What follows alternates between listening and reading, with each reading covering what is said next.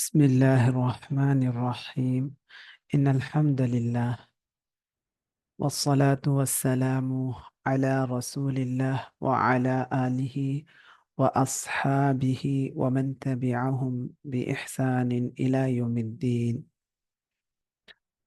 الحمد لله.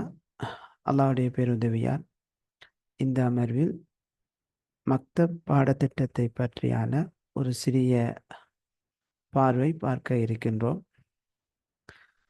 பரக்கல்லாஹு ஃபீக்கும். மக்தபுடைய பாடத்திட்டம்டா என்ன அப்படின்டா, நம்முடைய முஸ்லிம் சிறுவர்களுக்கான ஒரு பாடத்திட்டம்.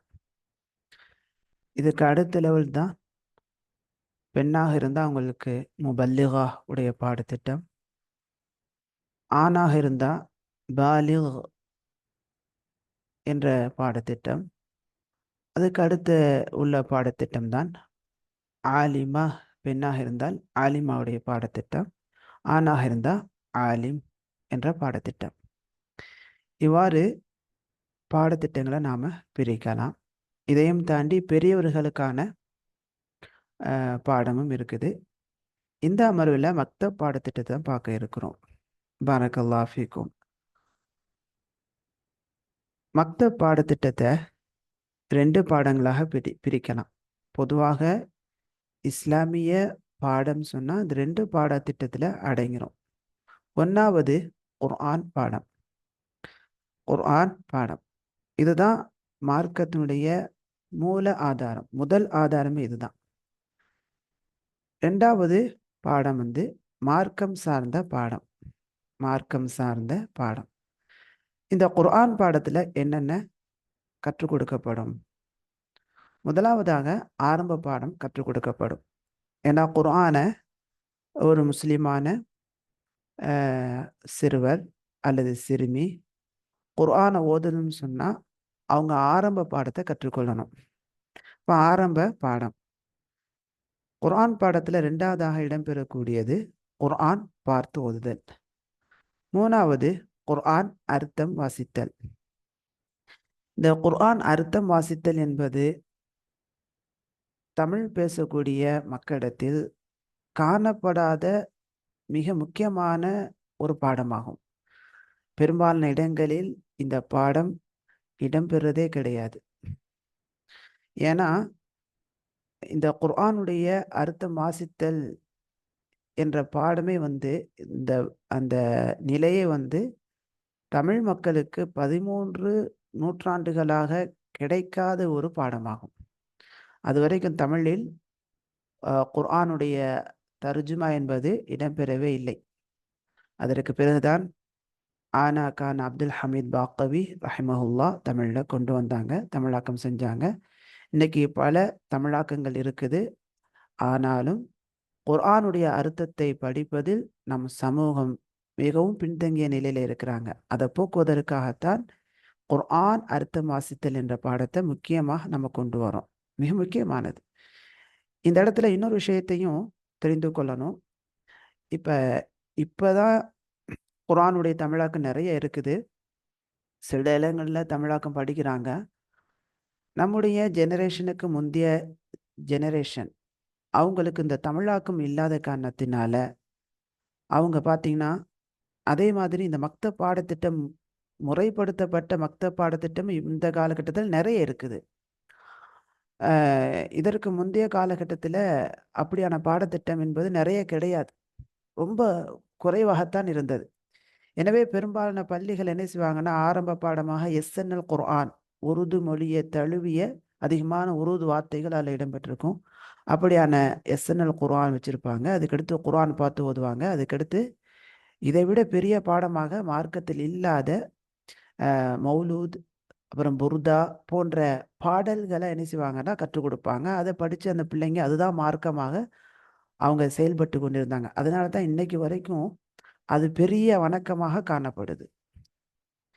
அதுக்கான காரணம் என்னென்னா, இதற்கு முந்தைய ஜெனரேஷனில் வாழ்ந்த மக்களுக்கு இந்த மாதிரியான மக்தப் பாடத்திட்டம் என்பது காணப்படாமல் இருந்தது. அவங்களுக்கு கிடையாது, அதிகமாக கிடையாது. அஹ்காமுல் முஸ்லிமீன் என்ற அரபு தமிழில் மட்டும்தான் ஒரு பாடத்திட்டம் இருந்தது. அரபு தமிழ் வாசிக்க தெரிந்தவங்க அதை கற்றுக் கொடுப்பாங்க. மற்ற இடங்கள்லாம் சும்மா ஆரம்ப பாடம், அப்புறம் குர்ஆன் ஓதுவாங்க, அப்புறம் மௌலூத் ஓதுவாங்க, அப்புறம் ஃபாத்தியா இப்படி ஓதக்கூடிய பித்ஆக்கள் தான் அதிகமாக காணப்பட்டது. எனவே தான் இன்றளவும் இந்த குர்ஆன் அர்த்தம் வாசித்தல் என்பது அது ஒரு சாதாரண செயலாக, வணக்கம் இல்லாத ஒரு செயலாக பெரும்பாலான மக்களுடைய கண்ணோட்டத்துல பார்க்கப்படுது. ஆனா அது தவறு. குர்ஆன் அர்த்தம் வாசித்தல் என்பது மிக முக்கியமான ஒரு வணக்கமாகும். குர்ஆனை வெறுமனமே பார்த்து ஓதுவதை விட குர்ஆன் அர்த்தம் வாசித்தல் என்பது மிகவும் நன்மை தரக்கூடிய, குர்ஆனுடைய வாழ்க்கையை நம்முடைய வாழ்க்கையில் கொண்டு வரக்கூடிய ஒரு பாடம்தான் குர்ஆன் அர்த்தம் வாசித்தல். இதை புரிந்து கொள்ளணும். சரி, குர்ஆன் பாடத்தில் அடுத்ததாக இடம்பெறக்கூடியது குர்ஆன் புதிய மனனம். ஒரு பிள்ளை வந்து ஆரம்ப பாடத்தை ஓதி முடிக்கிறாங்க. முடித்த பிறகு குர்ஆன் பாடத்துக்கு போவாங்க. குர்ஆன் பாடம் ஒரு நாள் குர்ஆன் பாடம் ஓதுனாங்கன்னா அடுத்த நாள் அர்த்தம் வாசிப்பாங்க. அதுக்கு அடுத்த நாள் வந்து குர்ஆன் புதிய மனப்பாடம், சூரா ஃபாத்திஹா அப்படின்னா சூரா ஃபாத்திஹா மனப்பாடம் செஞ்சு கொடுப்பாங்க. இப்படியே மனப்பாடம் போய் கொண்டே இருக்கும்போது அந்த மனப்பாடத்தை தரவு செய்வதற்காக அடுத்துள்ள பாடம் தான் பழைய மனனம். இப்போ இந்த அடிப்படையில் நாம் நடத்தும் போது நம்மள்கிட்ட 1ஆம் வகுப்பு படிக்கும்போது ஒரு பிள்ளை ஆரம்ப பாடத்துக்கு வர்றாங்கன்னு சொன்னால், மாஷா அல்லாஹ் 12ஆம் வகுப்பு படிக்கும்போது ஒரு குறைந்தபட்சம் ஒரு 5 ஜுசுக்கள் நன்கு ஓதக்கூடிய ஒரு மாணவ மாணவியராக இருந்தால் குறைந்தபட்சம் 5 ஜுசுக்களை மனப்பாடம் செஞ்சுடுவாங்க. 5 ஜுசுக்களை மனப்பாடம் செஞ்சுடுவாங்க. இந்த மாதிரியான ஒரு முறை இல்லாத காரணத்தினால தான் நம்ம ஊர் பகுதிகளில் குர்ஆனுடைய மனனம் என்பது ஒரு ஒரு 10 சூறா, 15 சூறா, 20 சூறா கூட நிற்கக்கூடிய நிலையாக காணப்படுது. அடுத்து மார்க்கம் சார்ந்த பாடம். இந்த பாடத்துல என்னென்ன இடம்பெறும் அப்படின்னு சொன்னா, அகீதா கொள்கை, இஸ்லாத்தின் 5 தூண்கள், ஈமானின் 6 தூண்கள், ஈமானுடைய 6 தூண்கள் சார்ந்த விரிவான பாடங்கள், அல்லாஹை பற்றி அறிதல், வானவர்களை பற்றி அறிதல், வேதங்களை பற்றி அறிதல், இறை தூதர்களை பற்றி அறிதல், மறுமை நாளை பற்றி குர்ஆன் ஹதீஸில் இடம்பெறக்கூடிய செய்திகளை அறிதல், கதா கதர் அல்லாஹுடைய அந்த விதியை நம்பிக்கை கொள்ளுதல், அது தொடர்பான விஷயங்களை அறிதல், இன்னும் சஹாபாக்கள் மீது அன்பு அன்பு வைத்தல், இது போன்ற விஷயங்கள் எல்லாம் அக்கீதால இடம்பெறும். மார்க்கத்தில் இல்லாத மக்களால் ஏற்படுத்தப்பட்ட அனாச்சாரங்கள் என்னென்ன என்ற விஷயங்கள் எல்லாம் அக்கீதா என்ற பாடத்துல போதிக்கப்படும். ஹதீஸ் பாடம், நபி மொழிகள், நபியவர் மார்க்கத்தினுடைய அடிப்படையான ஆதாரங்கள் 2. ஒன்று வந்து குர்ஆன், மற்றொன்று வந்து ஹதீஸ்.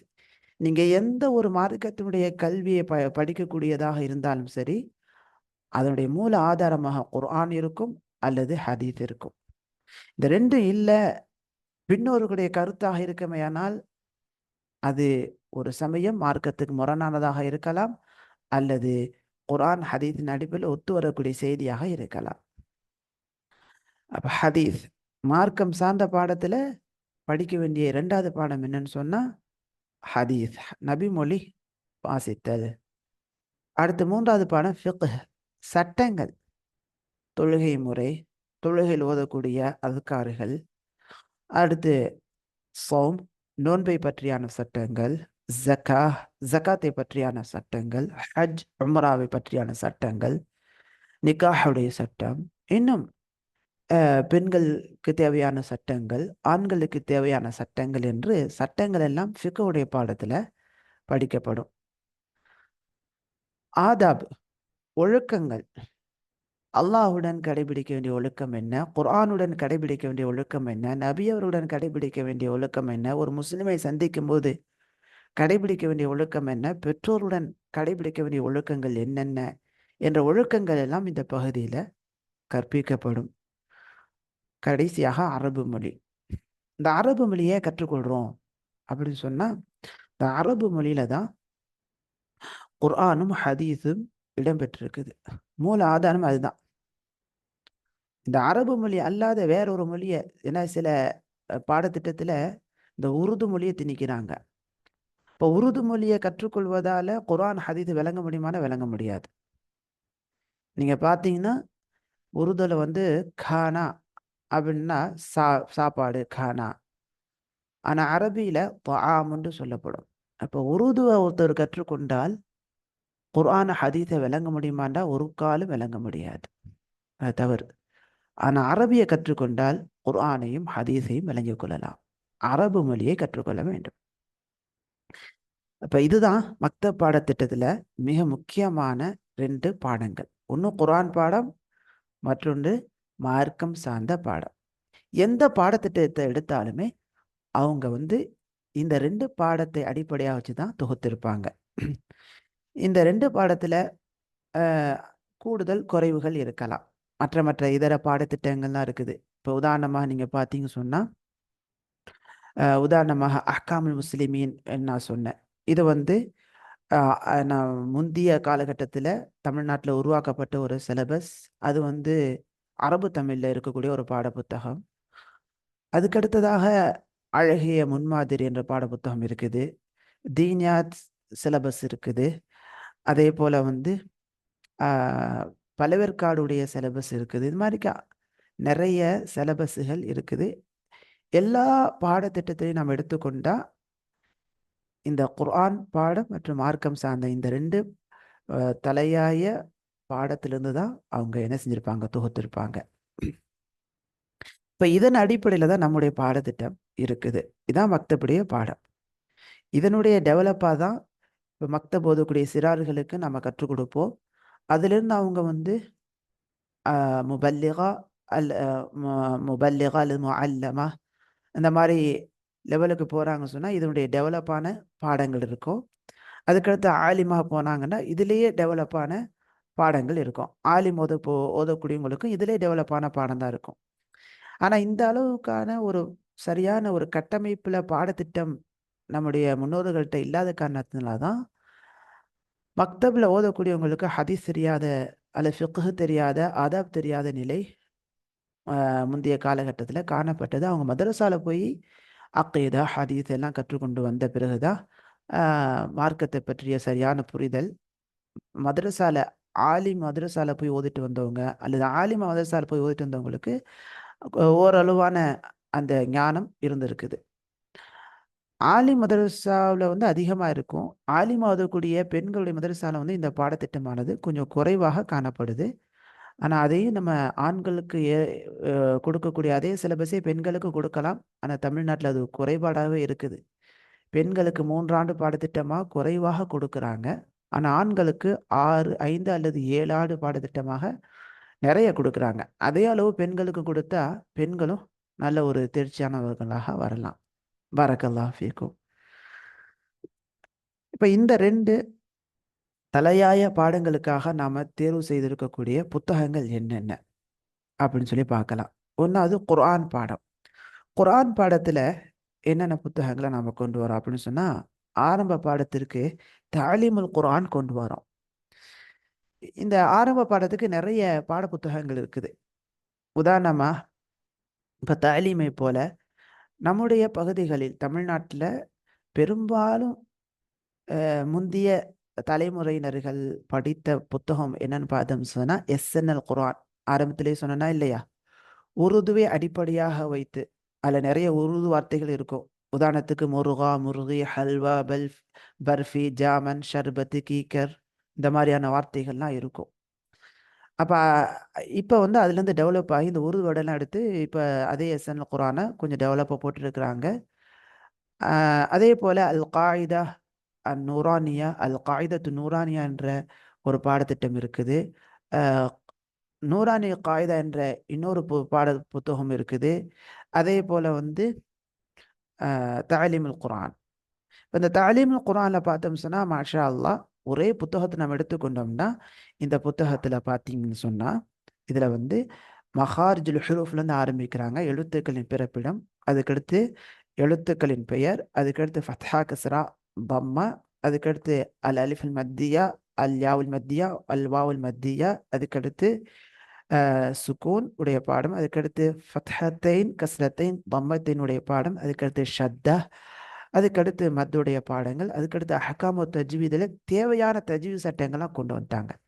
அஹ்காமு நூனி சாக்கினத்தி ஒத்தன்மீன், சுக்குன் பெற்ற நூன் தன்மீனுக்கான சட்டங்கள், சுக்குன் பெற்ற மெய்மின் சட்டங்கள், கல்கலாவுடைய சட்டங்கள், இஸ்திலாவுடைய எழுத்துக்களின் சட்டங்கள், வக்ஃபுடைய சட்டங்கள் என்று, மத்துடைய சட்டங்கள் என்று தேவையான ரொம்ப அத்தியாவசியமாக தேவைப்படக்கூடிய சட்டங்கள் அனைத்தையும் ஒரே புத்தகத்தில் கொண்டு வந்துட்டாங்க. ஒரு அற்புதமான ஒரு புத்தகம். இதில் வந்து உருது வார்த்தைக்கான எந்த ஒரு தொடர்பும் கிடையாது. குர்ஆனிலிருந்து உதாரணங்களை கொண்டு வந்திருக்கிறாங்க. ஒரு நல்ல ஒரு புத்தகம். அப்போ ஒரு ஆரம்பமாக படிக்கக்கூடிய மாணவி அல்ல மாணவர் இந்த புத்தகத்தை படித்தாங்கன்னா ஓரளவு தஜ்வீதோடு அவங்க வந்து ஆரம்ப பாடத்தை கற்றுக்கொள்ளக்கூடிய வாய்ப்பு இந்த புத்தகத்தில் இருக்குது. அதுக்கு அடுத்ததாக அடுத்த லெவல் அவங்க என்ன செய்வாங்கன்னு சொன்னால் குர்ஆன் பார்த்து ஓதக்கூடிய லெவலுக்கு போவாங்க. இதுக்கு வந்து நம்ம ஊரில் பிரிண்ட் ஆகக்கூடிய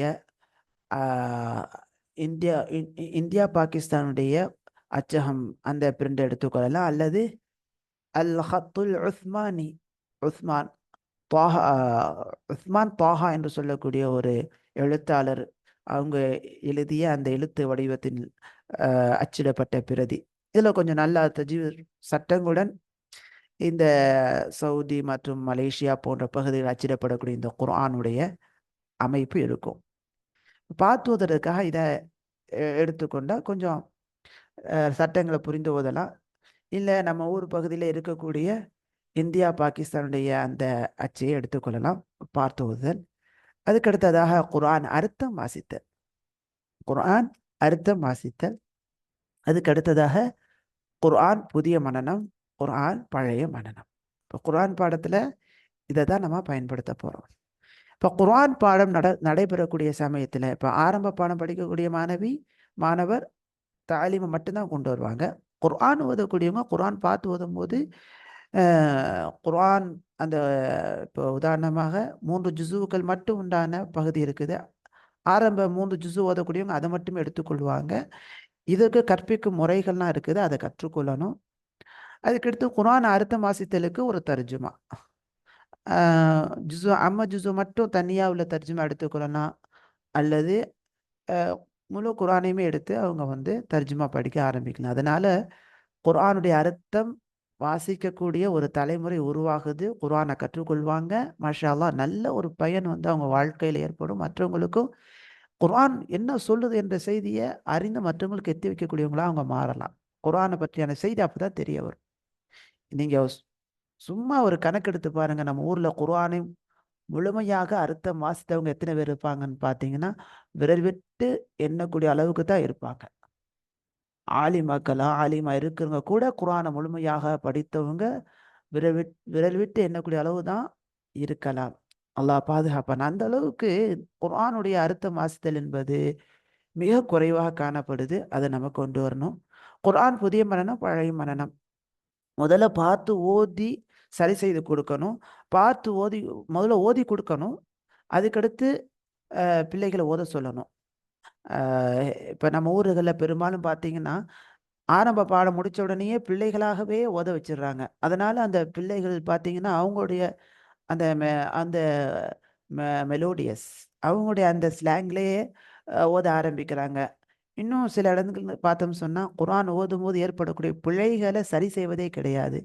அதனால் தவறுமாக பிழையாக சரியான உச்சரிப்பு இல்லாமல் தஜ்வீத் இல்லாமல் ஓதக்கூடிய நிலை காணப்படுது.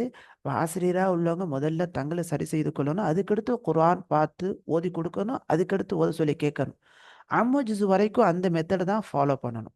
அம்மு ஜுசு வரைக்கும் சொல்லி கொடுத்து கேட்கக்கூடிய மெத்தடை ஃபாலோ பண்ணணும். அந்த அம்மு ஜுசு முடிக்கும் போது நல்லா ஓதுறாங்க என்ற தவறு இல்லாமல் ஓதுறாங்க என்ற நிலை வரும்போது அவங்களாவே ஓத சொல்லி பிள்ளைகளை திருத்தி கொடுத்து அப்படியே ஒவ்வொரு ஜுசுவாக முடித்து போகணும். அப்படியே போகக்கூடிய சமயத்தில் குர்ஆன் புதிய மனனம் அப்புறம் பழைய மனனம் என்ற 2 பாடத்தையும் கேட்கணும். இதனால் நல்ல ஒரு பயன் கிடைக்கும். சில பிள்ளைங்க மாஷா அல்லாஹ் ஃபஸ்ட்டு ஸ்டாண்டர்ட்லேருந்து 10th முடிக்கும் போது அல்லது 12th முடிக்கும் போது 10 ஜுசு மனப்பாடம் பண்ண பிள்ளைங்களாம் இருக்கிறாங்க. ஸ்கூல் படித்துக்கொண்டே என்ன செய்கிறாங்க, வெறும் 4 தினங்கள் வந்து அவங்க வந்து குர்ஆனை வந்து 10 ஜுசு கிட்ட மனப்பாடம் பண்ணிட்டாங்க. மாஷா அல்லாஹ், அல்லாஹ் அவங்களுக்கு அருள் செய்வானாக. ஆனால் இன்னும் அவங்க நல்லா கவனம் செலுத்தும் போது நல்லா மனப்பாடம் பண்ணலாம். இது வந்து குர்ஆன் பாடம். அடுத்து மார்க்கம் சார்ந்த புத்தகம். மார்க்கம் சார்ந்த புத்தகத்துக்கு நாம் ஒரு புத்தகம் தயார் பண்ணி கொண்டு இருக்கிறோம். அது என்னன்னு சொன்னால், அதில் 2 பாகம் வந்திருக்குது. அதில் முதல் பாகம், எனக்கு அல்லாஹ்வின் தூதர் ஸல்லல்லாஹு அலைஹி வஸல்லம் கற்றுத்தந்தார்கள். இதில் பார்த்தீங்கன்னா அக்கீதா 3 அடிப்படைகள் வந்து கொண்டு போகிறோம். ஒரு முஸ்லிம்டா அவருக்கு 3 அடிப்படைகள் பற்றியான அறிவு இருக்கணும். அது என்ன? படைத்த ரப்பை பற்றி அறிதல், மார்க்கத்தை பற்றி அறிதல், இந்த மார்க்கத்தை எவ்வாறு பின்பற்ற வேண்டும் என்று அல்லாஹ்வால் அனுப்பப்பட்ட, நமக்கு அல்லாஹ்வால் அனுப்பப்பட்ட இறை தூதரை பற்றி அறிதல் தான் 3 அடிப்படை. அந்த 3 அடிப்படைகள் இந்த புத்தகத்தில் இடம்பெறுது. அதை தொடர்ந்து இஸ்லாம்டா என்ன, இஸ்லாத்தினுடைய 5 தூண்கள், ஈமானின் 6 தூண்கள், இஹ்சானின் 2 தூண்கள், அல்லாஹ் பற்றி ஒரு சிம்பிளான எளிமையான விளக்கம் இந்த புத்தகத்தில் இடம்பெறுது. அல்லாஹ்னா யாரு? நம்மையும் உலகத்தில் இருக்கக்கூடிய அனைத்து படைப்புகளையும் படைத்து பரிபாலித்து கொண்டிருக்கக்கூடிய வணங்க தகுதியான இறைவன்.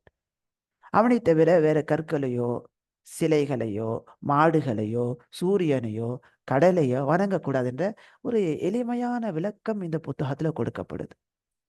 ஏன்னா சில சிலபஸ்ல பார்த்தோம் சொன்னா அல்லாஹ்வை பற்றி புரியக்கூடிய நிலைகள் வந்து ரொம்ப குறைவா காணப்படுது. அதுக்கடுத்து நபியை பற்றியான சிறிய குறிப்பு இந்த புத்தகத்தில் இடம்பெறுது.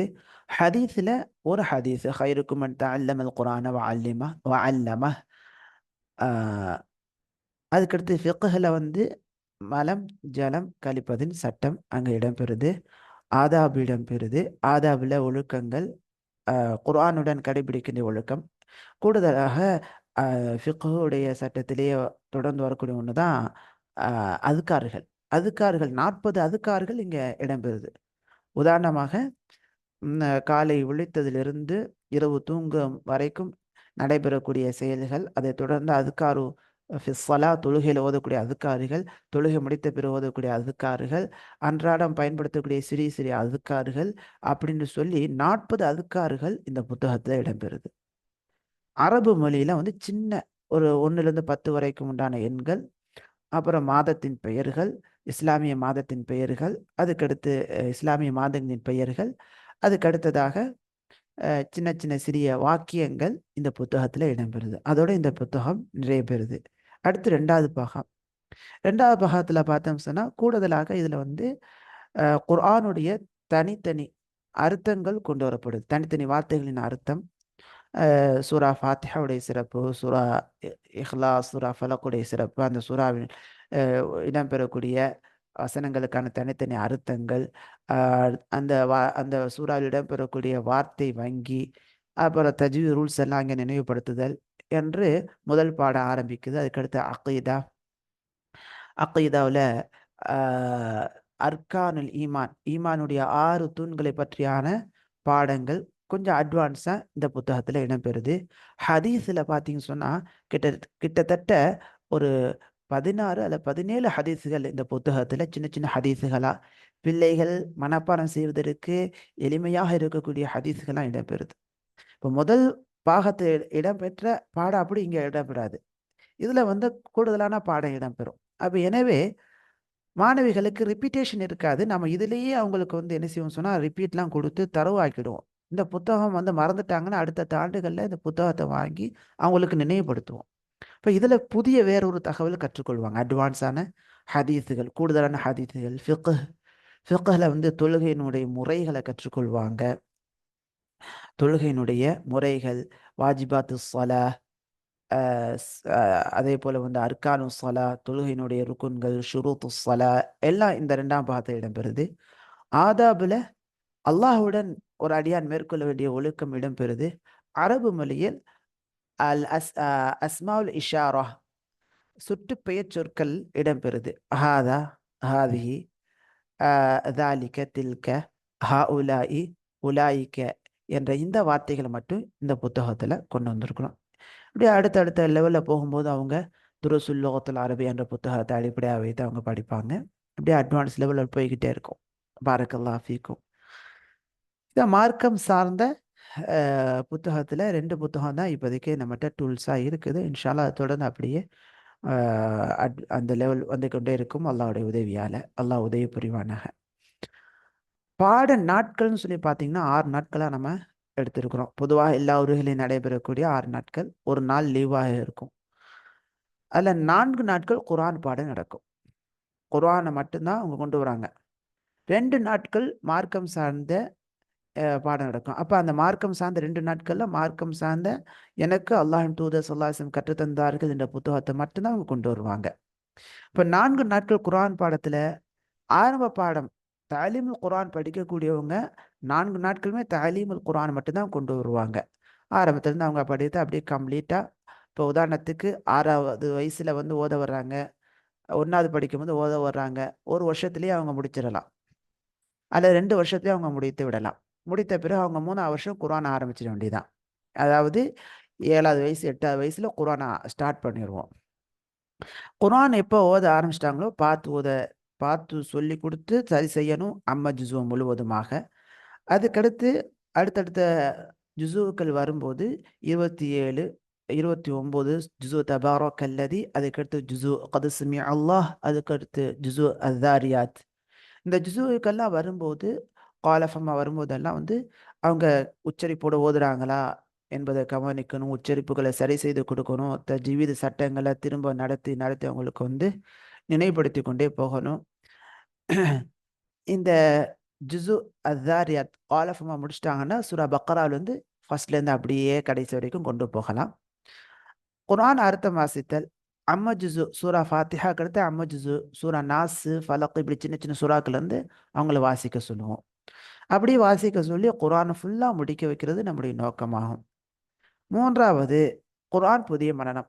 சூரா ஃபாத்திஹாலிருந்து அப்புறம் சூரா நாஸு ஃபலக் இஹ்லாஸ் அப்படியே சூரா நப வரைக்கும் மனப்பாடம் செய்வாங்க.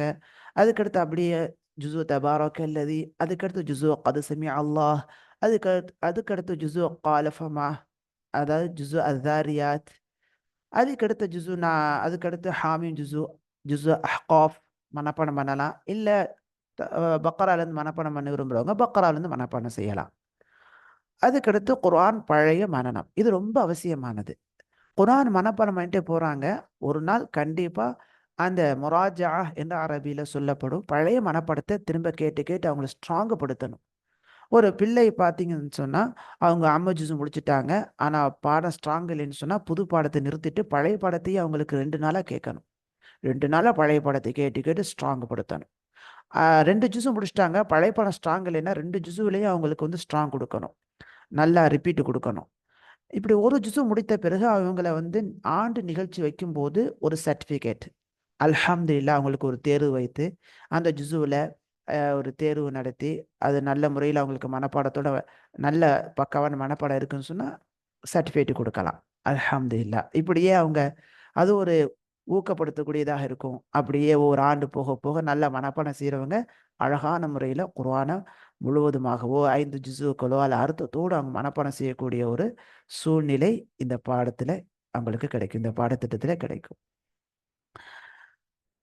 2 நாட்கள் மார்க்கம் சார்ந்த பாடத்தில் வந்து முதல் நாள் வந்து அக்கீதா, அதே முதல் நாளில் வந்து ஹதீஸு நடத்த வேண்டியதான். அடுத்த 2வது நாளில் வந்து ஃபிக்ஹ், ஆதாப், அரபு மொழி.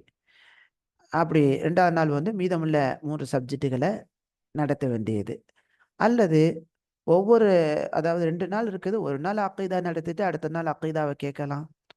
இப்படியே அக்கீதாவுடைய பாடத்தை முடித்த பிறகு ஹதீஸை ஸ்டார்ட் பண்ணலாம். ஒரு ஆண்டில் இந்த முதல் புத்தகத்தை முடிக்கிறதா இருந்தால் இப்படி வரிசையாக ஒரு பாடமாக முடித்து அப்படியே முழுவதுமாக காலாண்டு, அரையாண்டு, முழாண்டு தேர்வுகளை நடத்தி பிள்ளைகளுக்கு நல்ல ஒரு செயல் வடிவத்தில் புரிந்து படிக்கக்கூடிய நிலையை ஏற்படுத்த வேண்டும். இதர செயல் திட்டம் இதோடு நாம் இந்த அமர்வை முடித்துக்கொள்ளலாம்.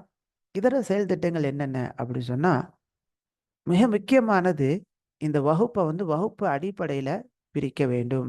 வயது அடிப்படையில் மன்னிக்கணும், பிள்ளைகளுடைய வயது அடிப்படையில் பிரிக்கணும். பெரிய பிள்ளைங்க சின்ன பிள்ளைங்க எல்லாம் கலந்துருந்தாங்கன்னு சொன்னால் சில சமயம் பெரிய பிள்ளைகளிடமிருந்து சின்ன பிள்ளைங்க பெரிய பிள்ளைகிட்ட காணப்படக்கூடிய சேட்டைகளை வந்து கற்றுக்கொள்ளக்கூடிய வாய்ப்புகள் ஏற்பட்டுடலாம். ஆகையால் அந்தந்த பருவ வயதுகளுக்கு ஏற்ப வகுப்புகளை பிரிக்க வேண்டும். 15 மாணவர்களுக்கு ஒரு உஸ்தாத், ஒரு ஆசிரியர் போடணும். அதிகமாக ஆயிடுச்சுன்னு சொன்னால் இன்னொரு உஸ்தாதை போடணும். அல்லது 10 மாணவர்களுக்கு ஒரு உஸ்தாத். ஆண் பெண் பிள்ளைகளுக்கு தனித்தனியான இடமும், ஆண் பிள்ளைகளுக்கு ஆண் உஸ்தாதை வைத்தும் பெண் பிள்ளைகளுக்கு பெண் உஸ்தாதாக்களை வைத்தும் பாடம் நடத்த வேண்டும். இது மிக முக்கியமாக கவனிக்க வேண்டிய ஒரு விஷயமாகும். உஸ்தாதுகள் கற்பிப்பதற்கு முன்பாக உஸ்தாத் அல்லது உஸ்தாதாக்கள் பாடத்தை குர்ஆன அல்லது தாலிமுல் குர்ஆனை கற்றுக் கொடுப்பதற்கு முன்பாக தஜ்வீதையும் இதர கற்றல் முறைகளையும் கற்றுக்கொள்ளணும். அது கற்றுக்கொள்ளணும். இப்போ உதாரணமாக அதுக்கார்களை சொல்லிக் கொடுக்கறதுல ஒரு முறை இருக்குது. அந்த முறையோட பிள்ளைகளுக்கு அந்த அதுக்காறுகளை கற்றுக் கொடுக்கணும். அதே போல் தாலீமை நடத்தும் போது தாலீமை நடத்தக்கூடிய முறையை கற்றுக் கொடுக்கணும். இப்போ உதாரணமாக எல்லோருமே ஒரே மாதிரியாக ஓதக்கூடியவங்களா இருக்கணும். இப்போ நம்ம ஊர் பகுதிகளில் பார்த்தோம்னு சொன்னால் ஆரம்ப பாடத்தை இப்போ எழுத்துக்களின் பெயர்களையே உருதோட மனப்பாடம் செஞ்சுருக்கிறாங்க. அலிஃப் பே தே இதே ஜீம் ஹே ஹே தால் இதால் ரே ஜே சீன் சீன் صاد ضاد طوي ضوي عين غين في قاف كاف لام ميم نون واو ها யா ஏ ஹம்சா அந்த மாதிரி ஓதிக்கிட்டு இருப்பாங்க. ஆனால் அரபில் சரியான உச்சரிப்பு என்ன என்பதை கற்று எல்லோரும் ஒரே மாதிரியாக சொல்லிக் கொடுக்கணும். அலிஃப் பா தா தா ஜீம் ஹ ஹா தால் தால் ரா ஜாய் ஜாய் அல்லது ஜா scene Sheen صاد ضاد طاء ظاء عين غين فاء قاف كاف لام meme noon wow ஹ ஹம்ஸ யா என்று உச்சரிப்போட ஆரம்ப பாடத்திலேருந்து கடைசி வரைக்கும் கற்றுக்கொள்ளணும் முதல்ல. அதே போல் ஃபத்ஹா பாடத்தை ஃபத்ஹான்னு சொல்லி கொடுக்கணும். ஜபர் என்று உருதுல சொல்லிக் கொடுக்க நிலை இருந்தால் அதை மாற்றிக்கொள்வது சிறப்பு. அதே போல் தோ ஜபர்ன்னு உருதுல கற்றுக்கொண்டிருந்தா ஃபத்ஹத்தைன் என்று மாற்றிக்கொள்வது சிறப்பு. இந்த மாதிரி கற்றுக் கொடுப்பதற்கு முன்பாக சரியான கற்பிக்கும் முறையை கற்றுக்கொள்ள வேண்டும் உஸ்தாதுமார்கள், உஸ்தாதாக்கள். அதே போல் குர்ஆனை கற்பிக்கும் முறையும் இருக்குது. இப்போ உதாரணமாக சூரா ஃபாத்திஹா கற்றுக் கொடுக்கும்போது சூராவுடைய நேமம் முதல்ல சொல்லிக் கொடுக்கணும். சூரத்துல் ஃபாத்திஹா. அடுத்து இஸ்திஆதா, அதை அழகாக உச்சரிப்போடு சொல்லிக் கொடுக்கணும். அடுத்து பஸ்மலா, பிஸ்மில்லாவை அழகாக சொல்லிக் கொடுக்கணும். அடுத்து ஒவ்வொரு வசனங்களை சொல்லிக் கொடுக்கும்போது உச்சரிப்போட அழகான முறையில் தஜ்வீதை ஃபாலோ பண்ணி சொல்லிக் கொடுக்கணும். உதாரணமாக أعوذ بالله من الشيطان الرجيم بسم الله الرحمن الرحيم الحمد لله رب العالمين. இந்த மாதிரி ஒரே மூச்சிலேயே ஒரு வசனத்தை ஓதக்கூடிய ட்ரைனிங் அவங்களுக்கு கொடுக்கணும். ஊரில் பெரும்பாலான பகுதிகளில் காணப்படுவதை போல ஓது முறையை மாற்றணும். அல்ஹம்துலில்லாஹி ரப்பில் ஆலமீன். இப்போ இந்த மாதிரியாக பிள்ளைங்க ஓதுறாங்கன்னா திருத்தி கொடுக்கணும். அடுத்து மாதாந்திர ஆசிரியர்கள் மீட்டிங் வைக்கணும். ஆசிரியர்களுக்கான வழிகாட்டுதல், இந்த பாடத்தை எப்படி நடத்துறீங்க, எப்படி இந்த சிலபஸ் போகுது, அந்த மீட்டிங் வைக்கணும். மாதாந்திர பெற்றோர் மீட்டிங் வைக்கணும். இது ரொம்ப மிக முக்கியமானது. ஏன்னா பிள்ளைகளுக்கு நல்லா கற்றுக் கொடுத்து கொண்டே வருவோம். பெற்றோர்கள் உதவி செய்யாத போது அந்த பிள்ளைங்களுடைய முன்னேற்றம் என்பது குறைவாக காணப்படும். எனவே பெற்றோர்களுக்கான வழிகாட்டுதல் மாதம் அவங்களுக்கு வைத்து ஒரு அட்வைஸ், பிள்ளைங்களுக்கு உதவி செய்யக்கூடிய முறைகள், பிள்ளைகளுக்கு ஒழுக்கத்தை கற்றுக் கொடுக்கக்கூடிய முறைகள்லாம் பெற்றோருக்கு கொடுத்து அவங்கள பண்படுத்தி கொண்டே இருக்கணும். அப்போதான் நல்ல ரிசல்ட்டை மாணவிகள்கிட்ட நம்ம காண முடியும். அடுத்து காலாண்டு, அரையாண்டு, முழு ஆண்டு தேர்வுகள் நடத்துதல், ஆண்டு நிகழ்ச்சி நடத்துதல். கடைசியாக ரமதானுக்கு முன்பாகவோ அல்லது கல்வியாண்டு நிறைவு ஆகும்போது ஒரு நிகழ்ச்சி வைத்து குர்ஆன்லேருந்து ஒரு போட்டியும், எனக்கு அல்லாஹ் தூதர் ஸல்லல்லாஹு அலைஹி வஸல்லம் கற்றுத்தந்தார்கள் என்ற புத்தகத்திலிருந்து படித்த பாடங்களை அந்த நிகழ்ச்சியில் எல்லா மாணவிகளுக்கும் வாய்ப்பு கொடுத்து அவங்களுக்கு ஊக்கப்படுத்தி குர்ஆன் மனப்பாடம் ஜுசுக்கள் எத்தனை ஜுசு மனப்பாடம் செஞ்சாங்களோ அதுக்கான சர்டிஃபிகேட்டு கொடுத்து அவங்கள ஊக்கப்படுத்துறது ஆண்டு நிகழ்ச்சியில காணப்படக்கூடிய நிகழ்வுகளாக இருக்கும். அடுத்து பெற்றோர்களுக்கு மாணவர்களின் தகவலை மெசேஜ் மூலமாக தெரிவித்தல். அதுக்கு பல முறைகள் இருக்குது. இப்போ வாட்ஸ்அப் ஒரு கம்யூனிட்டி குழுமம் ஏற்படுத்தி ஒவ்வொரு வகுப்புக்கான ஒரு குரூப்பு கிரியேட் பண்ணி அந்தந்த வகுப்பு ஆசிரியைகள், உஸ்தாதாக்கள் அல்லது உஸ்தாத் அன்னைக்கு நடத்தின பாடத்தை போஸ்ட் பண்ணுறது, வந்த மாணவர்கள் வருகையை போஸ்ட் பண்ணுறது, மெசேஜ் அனுப்புறது, அதே போல் வந்த மாணவர்கள் கொடுத்த பாடங்களை பதிவு செய்து அதை மெசேஜ் அனுப்பி பெற்றோர்களுடைய கவனத்தை அவர்களுடைய அவங்க பிள்ளைகள் மீது கொடுக்க வேண்டிய முக்கியத்துவத்தை மெசேஜ் அனுப்பி ஏற்படுத்துதல். அதை பேரண்ட்ஸ் மீட்டிங்கில் மெசேஜ் அனுப்புறதை ஃபாலோ பண்ணுங்க என்று அவங்களை ஊக்கப்படுத்துதல். இந்த மெசேஜ் அனுப்புறத கொஞ்சம் கவனிக்கக்கூடிய நிர்வாகிகளையும் அங்கே ஏற்படுத்தி கரெக்டாக அங்கே பாடம் நடக்குதா என்பதை இந்த நிர்வாகிகள் என்ன செய்வாங்க, மெசேஜ் மூலமாக ஆசிரியர்கள் அனுப்பக்கூடிய செய்திகள் மூலமாக பாடம் நடத்தப்பட்டு இருக்கிறது என்பதை தெரிந்து கொள்வாங்க. இந்த அடிப்படையில் ஒரு மதரசாவை நாம் நடத்தும் போது இன்னும் அந்த மாணவ மாணவிகளுக்கான தனித்தனி ட்ரெஸ் கோட், பெண் பிள்ளைகளாக இருந்தால் அவங்களுக்கு மார்க்கம் காட்டக்கூடிய கருப்பு நிற ஹிஜாபை கொடுத்து அவங்களுக்கான ட்ரெஸ் கோடை ஏற்படுத்துவது, பசங்களுக்கு ஒரு நல்ல ஒரு சௌப் அல்லது நல்ல ஒரு ஆடை, கீழாடை மேலாடை ஒரு தொப்பி கொடுத்து கண்ணியமான சங்கையான முறையில் அவங்களுக்கான ட்ரெஸ் கோடை ஏற்படுத்துறது. இன்னும் வகுப்பறைகளில் மாணவ மாணவிகளை உட்கார வைக்கும்போது தர்த்தீபா வரிசையாக உட்கார வைக்கிறது, அதில் ரொம்ப கவனம் செலுத்தணும். வரிசையாக உட்கார வைக்கிறது, மாணவ மாணவிகளை கண்காணிக்கிறது, அவங்கள தர்த்தீப் பண்ணுறது, அப்புறம் இதர ஒழுக்கங்களை அவங்களுக்கு கற்றுக் கொடுக்கறது, போர்டு வச்சு நடத்துறது, அல்லது ஸ்மார்ட் வகுப்பாக நம்ம பாடங்களை நடத்துறது, இந்த மாதிரியான என்னென்ன பிள்ளைகளுக்கு கற்பிக்கும் முறையை டெவலப் பண்ண முடியுமோ அந்தந்த முறைகளை எல்லாம் இந்த பாடத்திட்டத்தில் நாம் கொண்டு செயல்பட வேண்டும். அல்லாஹு தாலா உதவி செய்வானாக. இன்றைய இந்த அமர்வில் இவ்வளோ விஷயம் தான் இன்னைக்கு நாம் பார்த்துருக்குறோம். இன்ஷா அல்லாஹ் இதுக்கு அடுத்த லெவல் முபல்லிகா அல்லது பாலிகான ஆண்கள் கற்றுக்கொள்ள வேண்டிய சிலபஸ், அதுக்கடுத்து ஆலிமா ஆலிமுடைய சிலபஸ் எல்லாம் இருக்குது. அல்லாஹ் அருள் செய்வானாக. இதில் ஏதாவது சந்தேகம் இருந்தால் இன்ஷா அல்லாஹ் நீங்கள் கேட்கலாம். பாரக்கல்லாஹ் ஃபீக்கும்.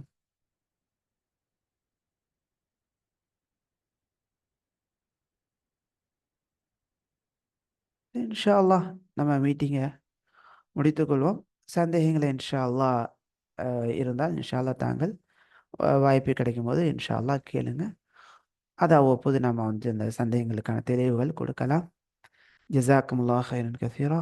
பாரக்கல்லாஹ் ஃபீக்கும். جزاك الله خيرا كثيرا أستاذ.